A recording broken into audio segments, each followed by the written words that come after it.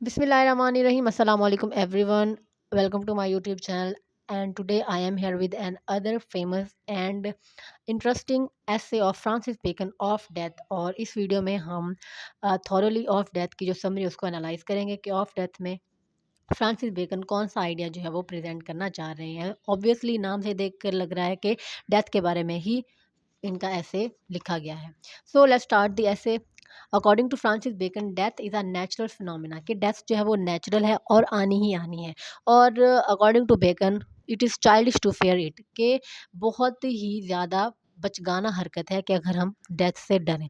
Religious man जो हैं, जो मजहबी लोग होते हैं, वो ये कहते हैं कि जो डेथ है, जो मौत है, उसका मतलब ये है कि हमने एक दुनिया से दूसरी दुनिया में जाना है, जहाँ पे एक इंसान जो है मरने के बाद अपने जो गुनाह वो इस दुनिया में करता है, उसकी जो पनिशमेंट है वो रिसीव करेगा, हासिल करेगा।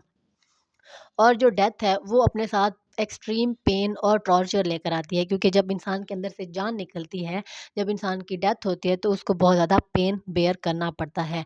लेकिन कुछ केसेस में जो डेथ है उसमें इतना ज़्यादा पेन नहीं होता। इन फैक्ट डेथ जो है वो बहुत ज़्यादा टेरिबल नज़र आती है उस सूरत में, कि जिस सूरत में हमें दिखता है कि किसको किस तरीके से मौत आई है। अगर तो किसी को नेचुरल डेथ आई है, खुद ब खुद ही वो मर गया है, तो ये इतना ज़्यादा पेनफुल नहीं होता। बट अगर किसी का एक्सीडेंट हुआ है, कोई ऊपर से गिरा है, तो कोई किसी किसी की चीज़ के नीचे आ गया, या फिर किसी की जो नागहानी मौत होती है, कोई ऐसी इंसिडेंट हो जाता है, उसके साथ एक्सीडेंट हो जाता है, तो वो बहुत ज़्यादा टेरिबल होती है। वो फिर अपने साथ इमेंस पेन और टॉर्चर लेकर आती है, जो मौत होती है।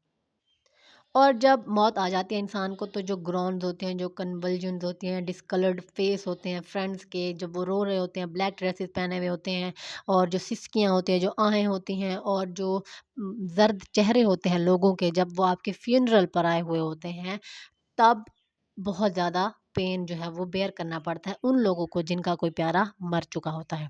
वायलेंट पैशंस जो होते हैं, जो इंसान के पैशंस होते हैं, वो भी जो मौत का दर्द है, मौत का जो पेन है, उसको ओवरकम करने में हेल्प करते हैं। जैसे अगर कोई किसी से बदला लेना चाह रहा है, तो वो उस बदले में उस तकलीफ़ को, उस पेन को भूल जाएगा जो कि उसको मिल रही होगी, अगर वो किसी के साथ फ़ाइट कर रहा है तो।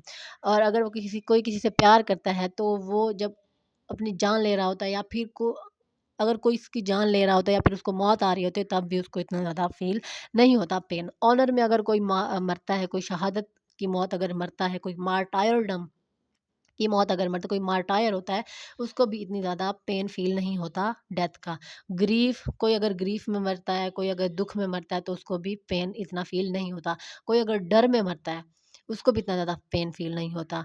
और वो लोग जिनके अंदर ये पैशन्स होते हैं, ये वायलेंट पैशन होते हैं, रिवेंज है, लव है, ऑनर है, ग्रीफ है, फेयर है, तो वो उसको बोल्ड बनाते हैं कि वो डेथ को एक्सेप्ट करे और डेथ को गले लगाए। ओथो, अब यहाँ पे बहुत सारी एग्ज़ाम्पल्स दी हैं फ्रांसिस बेकन ने।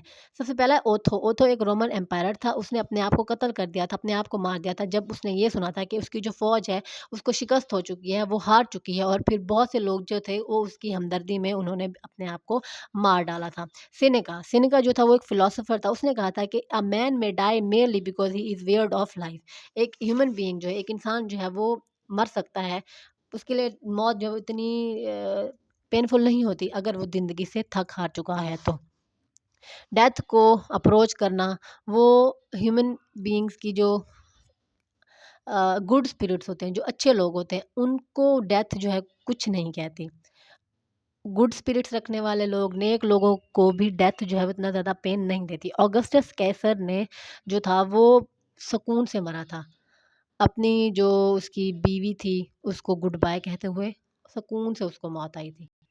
टाइबेरियस टाइबेरियस जो था वो एक एम्पायर था, और वो भी सुकून से मरा था। और जो वेस्पेशियन था वो भी गुड स्पिरिट्स में, यानी कि उसकी भी सही तरीके से ही मौत हुई थी। गोल्बा, उसने अपना जो लास्ट साँस थी वो तब ली थी जब वो अपनी आर्मी को ऑर्डर कर रहा था, अपने लोगों को ऑर्डर कर रहा था कि वो दुश्मन पे और ज़्यादा बुरे तरीके से और सख्त तरीके से हमला करें। सेप्टिमस सेवेरन्स, वो में एक मैसेज लिखते हुए उसकी डेथ हुई थी। डेथ जो है वो एक नेचुरल है, ऐसे ही नेचुरल है जैसे कि ह्यूमन बीइंग्स की बर्थ नेचुरल होती है, और बर्थ जो है वो उतनी इन्फेंट के लिए, जो नवमौलूद बच्चा होता है उसके लिए भी इतनी ही पेनफुल होती है जितनी कि डेथ होती है दूसरों के लिए। लेकिन जो डेथ है वो एक ऑनेस्ट कॉज़ है, और पेनलेस भी है बहुत से लोगों के लिए, जो कि जिनके अंदर वायलेंट पैशंस होते हैं, और जो फाइट कर रहे होते हैं, जंग में लड़ रहे होते हैं, उनके लिए भी डेथ जो है इतनी पेनफुल नहीं होती।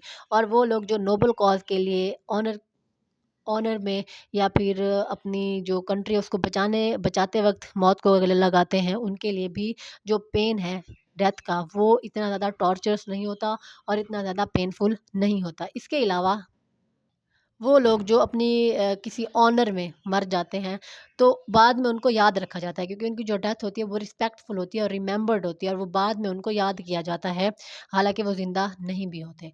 तो ये था टॉपिक आज का हमारा फ्रांसिस बेकन का एसे ऑफ डेथ, जिसमें उन्होंने डेथ के बारे में बताया कि डेथ एक नेचुरल फिनोमेना है, डेथ बहुत ज़्यादा पेनफुल होती है बट उन लोगों के लिए पेनफुल नहीं होती जो कि वायलेंट पैशंस में मुब्तला होते हैं और उसके अलावा जो गुड स्पिरिट्स रखते हैं, जो कि नेक लोग होते हैं, उनको भी डेथ का इतना ज़्यादा खौफ नहीं होता और उनको भी डेथ जो है वो बुरे तरीके से नहीं आती बल्कि पीसफुल तरीके से आती है।